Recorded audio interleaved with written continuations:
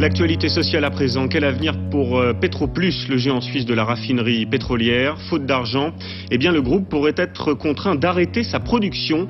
Il ne peut plus acheter de pétrole et ses cuves sont presque à sec. 5 sites sont concernés en Europe, dont un en France, situé près de Rouen.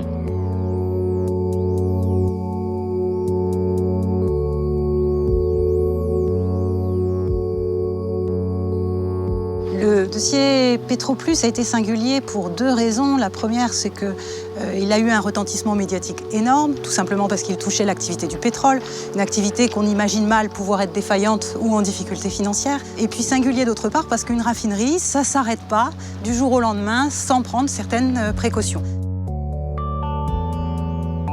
L'instruction que j'ai reçue du gouvernement, c'était d'éviter à tout prix que le site de Petit-Couronne devienne une friche industrielle. Il fallait que j'obtienne un seul repreneur qui puisse prendre en charge la globalité du site. Et on s'est aperçu évidemment que devant la crise du raffinage, il fallait procéder à un nouveau repositionnement industriel du site. Un site industriel inoccupé devient la proie d'opérations de vandalisme. Des jeunes gens peuvent s'y intéresser, ne serait-ce que par curiosité ou en quête d'adrénaline. Et il était absolument impératif qu'à compter du 19 juin 2014, ce site soit occupé afin d'éviter tout accident grave, voire mortel.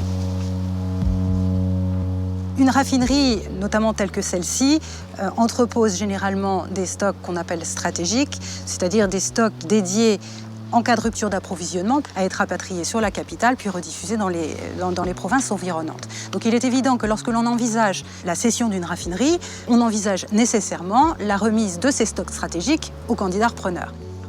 Il fallait s'assurer que le repreneur disposait à la fois des capacités techniques pour exploiter un site tel que celui-ci, des compétences financières pour lui permettre quand même d'embaucher 500 personnes, et surtout un sérieux indéniable, puisqu'il était destiné à récupérer ces 350 000 m3 de stock stratégique. Ce site a été ouvert en 1929 et a fermé en avril 2013. Le niveau de pollution effrayait, je dirais, le mandataire liquidateur qui avait en charge de la revente du site et effrayer certainement les pouvoirs publics parce qu'il apparaît très complexe à dépolluer. Mais Valgo est une entreprise spécialisée dans les métiers de la dépollution et a souhaité mettre en œuvre la totalité de ses compétences pour réhabiliter ce site. Les principaux travaux qui vont avoir lieu sur le site sont des travaux d'abord de déconstruction des bâtiments industriels et de désamiantage.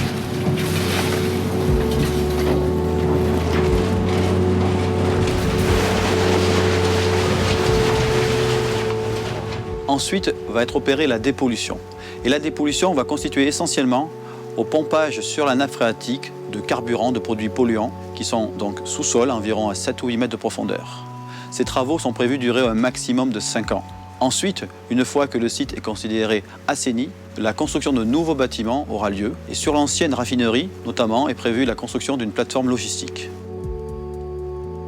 Il était totalement exclu que ce site redevienne une raffinerie. Et lorsque Valgo a fait sa proposition, effectivement, un certain nombre de personnes dont je fais partie ont considéré que ce site allait revivre, mais d'une autre manière. L'idée pour relancer ce site et les nouvelles activités était d'utiliser l'existant. L'existant, ce sont des infrastructures, mais c'est aussi un grand dépôt pétrolier qui va être redéveloppé par le groupe Bolloré. C'est aussi utiliser les métaux, les produits en présence, pour revaloriser des choses. La mission que Valgo me propose est en fait de vendre un certain nombre d'actifs du site, comme par exemple les moteurs électriques, comme certaines machines, comme les pompes centrifuges, pour une nouvelle vie, en fait, quelque part, avant de passer donc à la phase de réindustrialisation.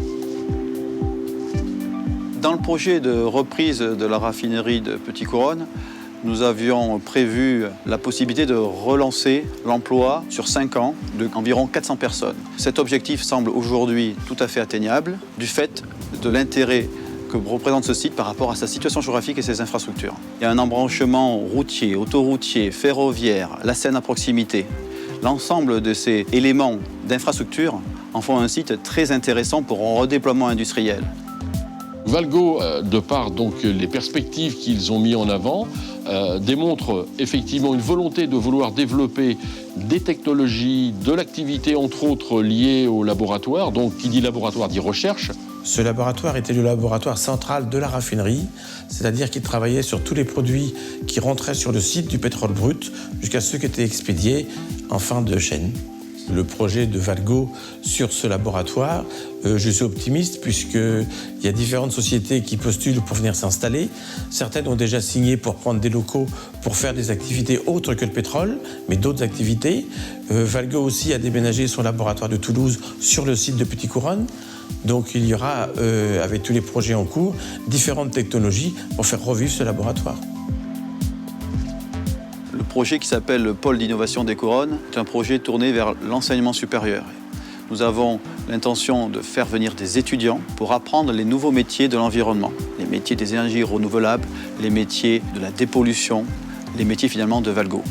Ces étudiants vont venir travailler sur ce site et certainement créer, et c'est ce qu'on souhaite, de l'activité sur place, des start-up dans les métiers de l'environnement, de la chimie, des énergies renouvelables. J'ajoute que ce qui est intéressant aussi pour le représentant de l'État dans cette opération, c'est l'investissement de plus de 300 millions d'euros du groupe Bolloré-Valgo, donc un investissement privé, donc très peu de prise en charge de l'argent public. Et je dirais que pour le contribuable, c'est aussi intéressant. Valgo est tourné vers l'homme et son environnement. Il est évident qu'un site avec un tel passé industriel, plus de 80 ans, c'est un site où des hommes et des femmes ont travaillé sur plusieurs générations. Et pour respecter la mémoire de ces hommes qui nous tient à cœur, nous avons monté une fondation. Nous faisons tout un reportage vidéo, photo, pour montrer ce qui s'est passé et pour aussi montrer le futur. Je suis confiant, optimiste, et comme nous l'avons vécu, nous, à notre époque, dans les années 70-75, lorsque je viendrai sur ce site, j'aurai le sentiment de retrouver cet état d'esprit que nous avions connu, avec donc de l'activité, des jeunes personnes sur le site. Une réussite pour moi est certaine en ce qui concerne le projet de Valgo. Tout ça est un challenge magnifique pour nous et finalement une grande fierté.